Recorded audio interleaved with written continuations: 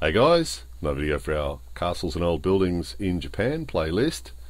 Found a beautiful old kura, beautiful old Japanese storehouse here that we wanted to show you because there's a few things about it that were really nice. One is that it has the original window that you can see there. That's a metal window with the bars and the grills on the inside, and it also gives you a bit of an idea of the thickness of the wall there too.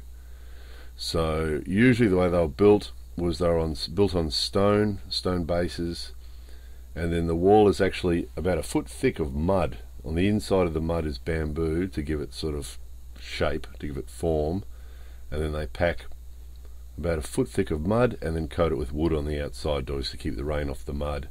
So the idea is the wood protects the mud, and then the mud protects the inside of the place from fire.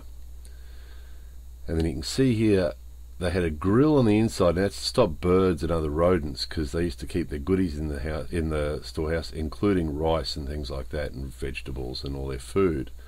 So the grill's to stop mice and birds and things like that getting in. The bars are to stop people getting in because they also kept their valuables in there.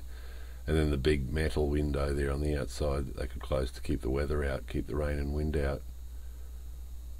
So just classically built, and the roof there gives you get a bit of an idea of the thickness of the roof too. That was the same. It's a foot thick of mud, and then on top of that would be the tiles, and the tiles keep the rain off the mud, and the mud keeps the fire out of the building.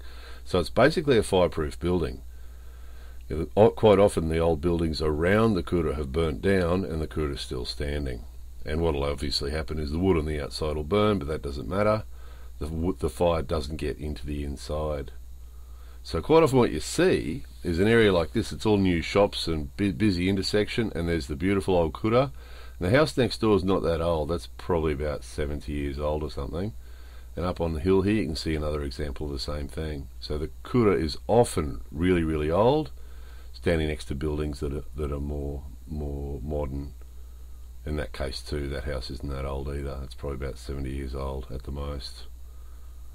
And quite a common sight. Just because they were built so well, they're often built more substantially than the house was, because that's where all the goodies were kept, all the valuables, the valuable possessions and the food and all the things that people wanted to protect. We showed you these kura before, the big doors. They had big heavy doors that are about a foot thick as well, and then a big lock on the outside. So it was the safest place to keep all their goodies, and they survived. This one hasn't been touched in years. You can see the wood's falling off the outside, and the rain's getting to the mud, unfortunately, but it's still standing and it's still in good condition even without being repaired. So anyway, there they were. If you want to see more kura, look on the Castles and Old Buildings playlist. We have some more on there. We have a bit of a thing for kura. More videos coming soon.